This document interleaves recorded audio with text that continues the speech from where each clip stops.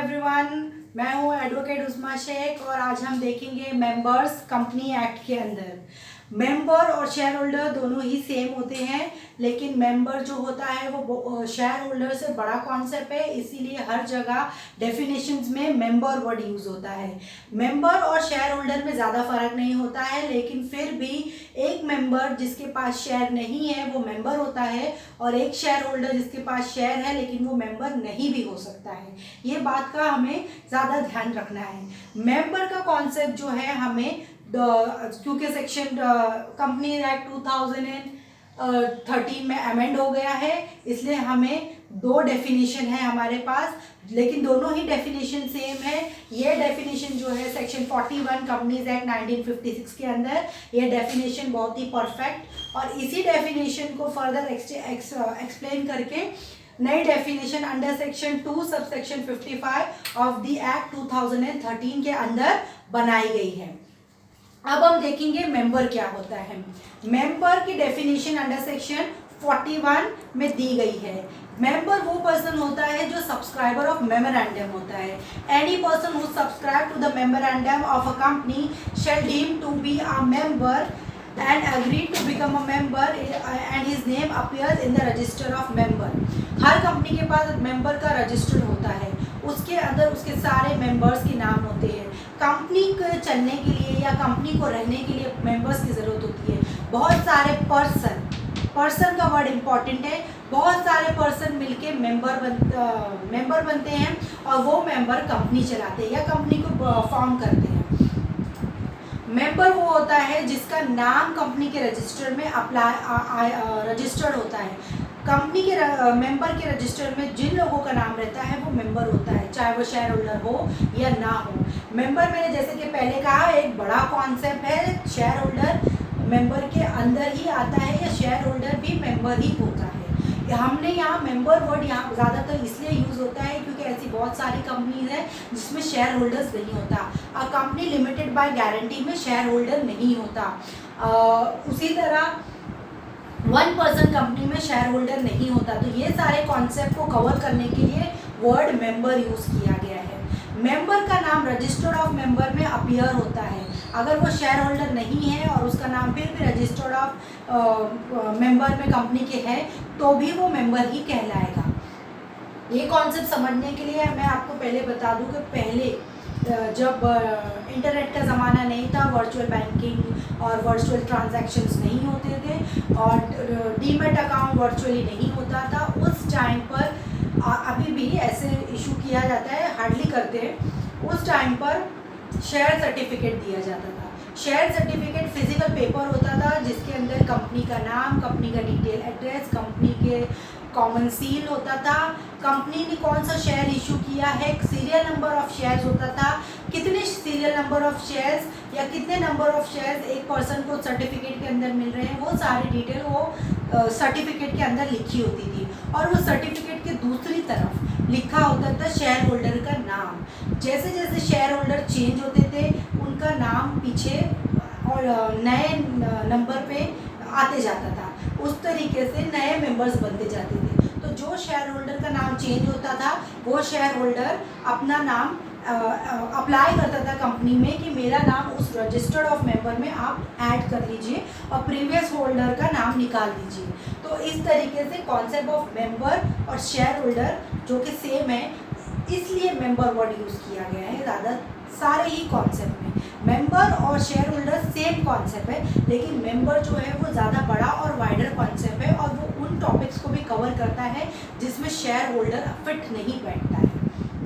अब हम देखेंगे कि कौन मेंबर बन सकता है, who can become member. Member बनने के लिए वो सारी कंडीशंस एप्लीकेबल होती है जो कंडीशन एक कॉन्ट्रैक्ट करने के लिए एप्लीकेशन होती है। इंडियन कॉन्ट्रैक्ट एक्ट के अंदर अगर कोई पर्सन को कॉन्ट्रैक्ट करना है या कॉन्ट्रैक्टिंग पार्टी बनना है तो जो कंडीशन एप्लीकेबल होती है वही कंडीशन मेंबर बनने के लिए भी एप्लीकेबल होती है।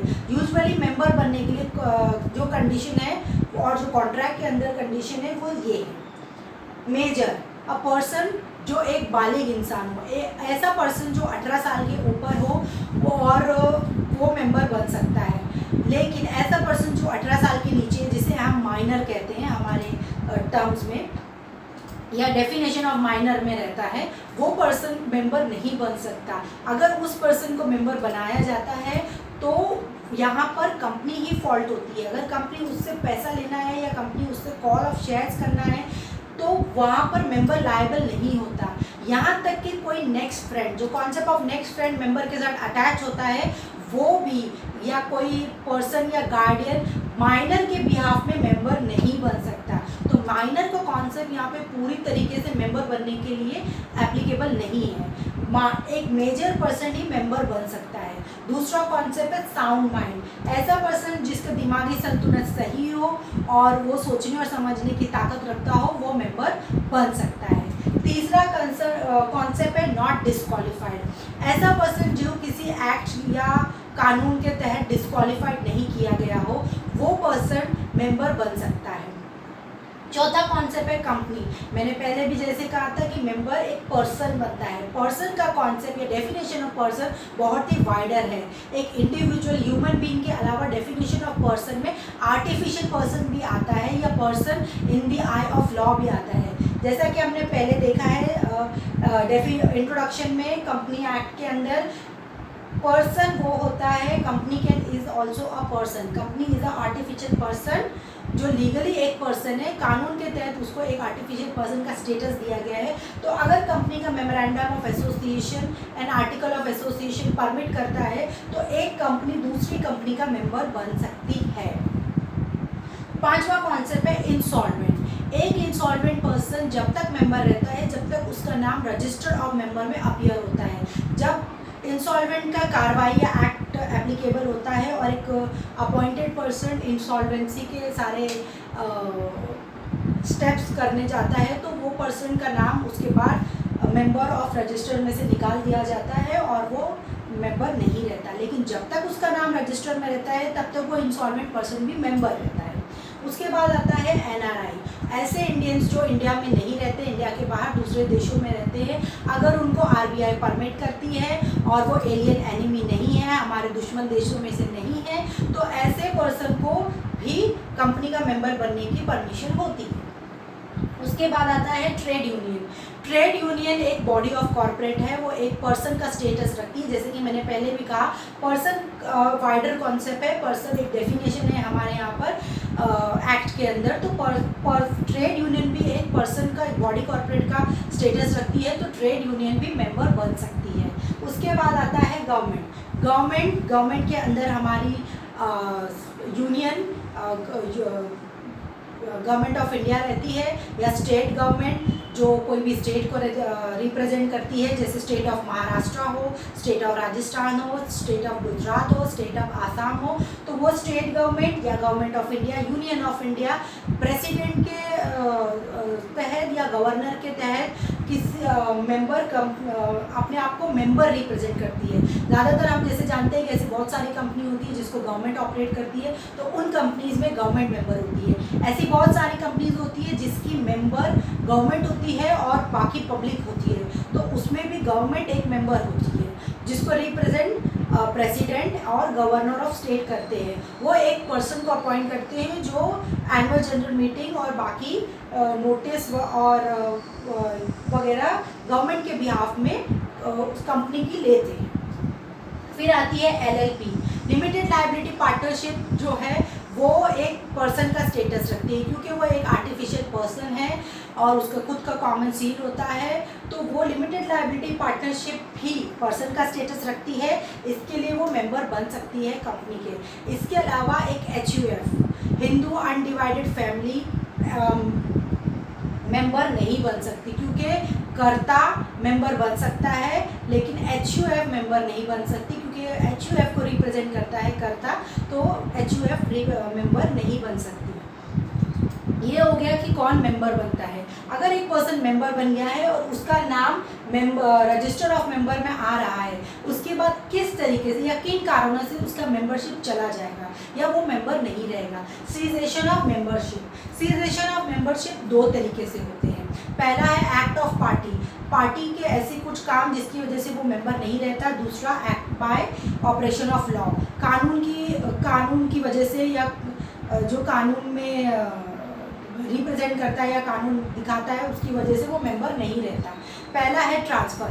मैंने जैसे कि पहले बताया कि पहले के ज़माने में एक फिजिकल रिप्रेजेंटेड शेयर सर्टिफिकेट मिलता था, तो अगर वो शेयर सर्टिफिकेट ट्रांसफ़र हो जाता है वो, या फिर शेयर्स ट्रांसफ़र होता है, मॉडर्न टाइम पे शेयर्स ट्रांसफ़र होता है, वर्चुअली ट्रांसफ़र होता है। तो अगर शेयर ट्रांसफ़र हो जाता है और जो नया शेयर होल्डर है वो अप्लाई करता है मेंबरशिप के लिए और उसका नाम रजिस्टर ऑफ मेंबर में आ जाता है और पुराने मेंबर का नाम कट जाता है, तो ट्रांसफ़र के ज़रिए जो मेंबर है, नया मेंबर वो शेयर होल्डर बन जाता है और पुराना जो मेंबर रहता है वो शेयर होल्डर नहीं रहता है। और दूसरा कॉन्सेप्ट है फोरफीचर।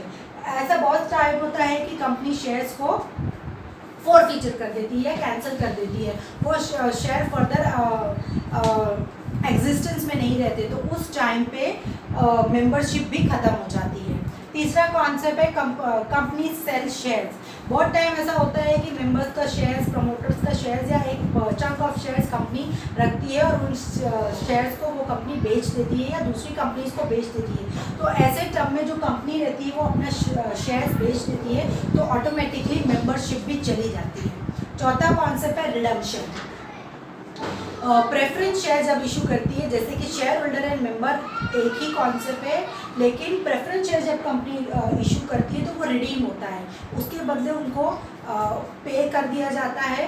तो उस टाइम पे अगर प्रेफरेंस शेयर होल्डर को पे कर दिया जाता है या वो आगे जाके मेंबर नहीं रहते हैं, तो उनका मेंबरशिप ऑटोमेटिकली टर्मिनेट हो जाती है या कैंसिल हो जाती है। उसके बाद आता है इशू ऑफ शेयर वारंट। अगर कंपनी अपने एग्जिस्टिंग मेंबर्स को शेयर वारंट इशू कर देती है तो उनका मेंबरशिप खत्म हो जाता है, उनका रजिस्टर ऑफ मेंबर से नाम निकल जाता है और वो शेयर वारंट होल्डर बन जाते हैं। उसके बाद है रिसेंट ऑफ कॉन्ट्रैक्ट। बहुत बार ऐसा होता है कि कंपनी को ज़्यादातर अर्लियर स्टेज ऑफ कंपनी में, या कंपनी जब अपना इनिशियल पब्लिक ऑफरिंग देती है, आईपीओ इशू करती है, तो कंपनी को फाइनेंशियल इंस्टीट्यूशन की या गारंटर की ज़रूरत पड़ती है कि उनका मिनिमम शेयर सब्सक्राइब हो सके।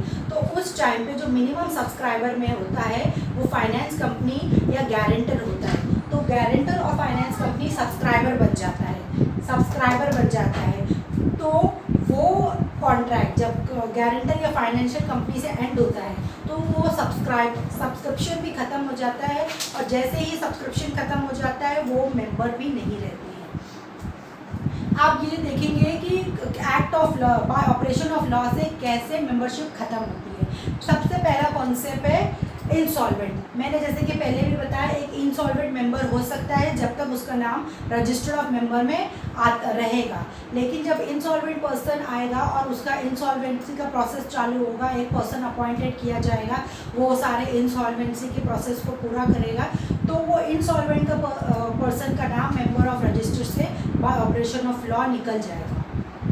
दूसरा कॉन्सेप्ट है डेथ। अगर किसी की मृत्यु हो जाती है तो वो पर्सन की जगह उसका सक्सेसर या उसका वारिस ले लेता है, या जो भी वो पर्सन को रिप्रेजेंट करता है वो ले लेता है। तो यहाँ पे रिप्रेजेंटेशन करना काफ़ी नहीं होता है, सक्सेसर को अपना नाम रजिस्टर ऑफ मेंबर में जाके ऑल्टर कराना पड़ता है, एप्लीकेशन देनी पड़ती है कि उसका नाम चेंज करके पहले वाले का नाम चेंज कर दिया जाए और पहले उसका नाम एंटर कर दिया जाए। तो जिसकी डेथ हो जाती है उसका नाम रजिस्टर ऑफ मेंबर से निकल जाता है और नए पर्सन का नाम ऐड कर दिया जाता है। इस तरह जो पर्सन की डेथ हो जाती है वो पर्सन का नाम रजिस्टर ऑफ कंपनी में नहीं रहता। फिर आता है सेल। अगर कोई पर्सन ने अपना स्टॉक या शेयर बेच दिया, या सिंपल टर्म में कहा जाए तो अपनी मेंबरशिप बेच दिया, तो उसका नाम ऑटोमेटिकली रजिस्टर ऑफ मेंबर में से निकल जाएगा, क्योंकि जो नया खरीदार होगा वो अपना नाम कंपनी के मेंबरशिप रजिस्टर में डालने का एप्लीकेशन देगा, क्योंकि उसके पास शेयर्स होंगे या उसके पास वो स्टॉक होंगे या वो मेंबरशिप राइट होगा। तो इस तरीके से सेल से भी bye operation of law membership ख़त्म हो जाती है। चौथा है winding up of company.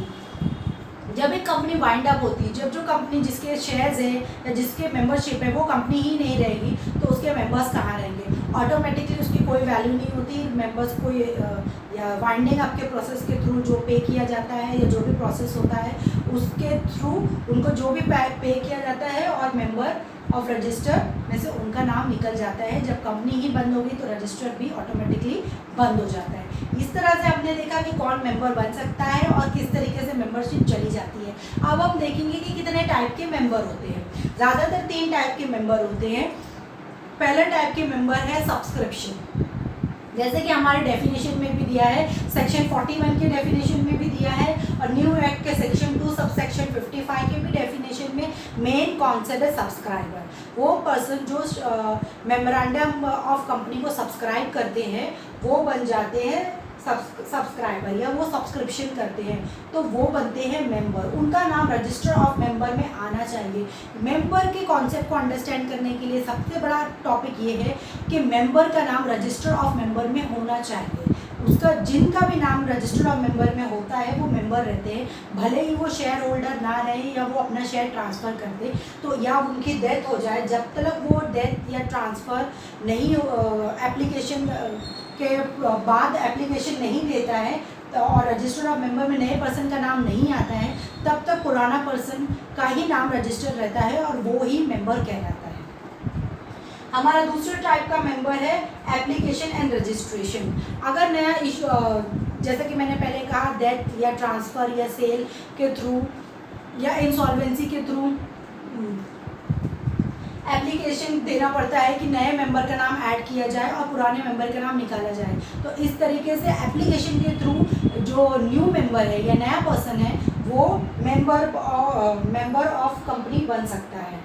Application और रजिस्टर के थ्रू मेंबर बनने के 4 कॉन्सेप्ट है। पहला कॉन्सेप्ट है एप्लीकेशन, जो मैंने अभी आपको एक्सप्लेन किया कि अगर किसी पर्सन की डेथ हो गई है या उसने शेयर्स परचेज किया है तो वो कंपनी में एप्लीकेशन देगा कि आप मेरा नाम रजिस्टर ऑफ मेंबर में एंटर करो, तो वो एक प्रोसेस है। दूसरा अलॉटमेंट, जब कंपनी नए शेयर्स इशू करती है तो वो शेयर अलॉट करती है दूसरे पर्सन को, तो जो नया पर्सन है, पर्सन वाइडर कॉन्सेप्ट है, उसमें कंपनी और गवर्नमेंट और LLP आती है। मैं ये टर्म इम्पॉर्टेंट है इसीलिए बार बार आपको हाईलाइट करके बता रही हूँ।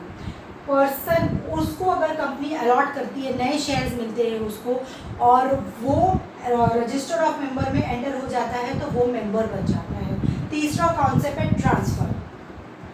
एक पर्सन है, उसके पास शेयर है, वो वर्चुअल मार्केट में डीलिंग करता है, उसके पास डीमेट अकाउंट है, वो अपना शेयर ट्रांसफ़र कर सकता है किसी दूसरे पर्सन को, दूसरा पर्सन किसी तीसरे पर्सन को ट्रांसफ़र कर सकता है और इस तरीके से ये प्रोसेस चलता रहता है। लेकिन कभी कभी ऐसा होता है कि किसी को ट्रांसफ़र किया है और उसको अपना रजिस्टर ऑफ मेंबर में नाम चेंज कराना है तो वो एप्लीकेशन दे के ट्रांसफ़र के थ्रू मेंबर बन सकता है। चौथा है सक्सेशन, जब डेथ होती है तो उसका सक्सेसर, उसकी प्रॉपर्टी का या इंसॉल्वेंसी होती है तो जो पर्सन उसका एक्वायर करता है वो बन जाता है नया मेंबर और उसको एप्लीकेशन देना होता है और उसका नाम रजिस्टर ऑफ मेंबर में आने के बाद वो मेंबर कहलाता है। और हमारा लास्ट कॉन्सेप्ट है qualification shares. Qualification shares directors को इशू किया जाता है। मैनी टाइम डायरेक्टर्स को कंपनी के डायरेक्टर्स बनने के लिए एक पर्टिकुलर नंबर ऑफ शेयर्स जो कंपनी के रेशियो के हिसाब से डिसाइड होता है या कंपनी का आर्टिकल ऑफ एसोसिएशन डिसाइड करता है वो होल्ड करना पड़ता है।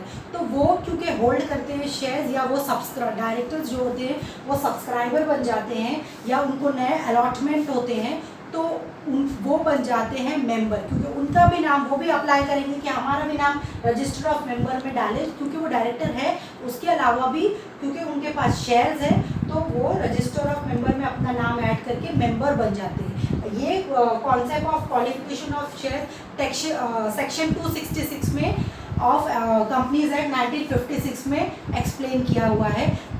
ये concept of qualification of shares नए एक्ट में रिमूव कर दिया गया है, सिर्फ डायरेक्टर्स के दूसरे कॉन्सेप्ट रखे गए हैं। आज के लिए इतना ही, थैंक यू।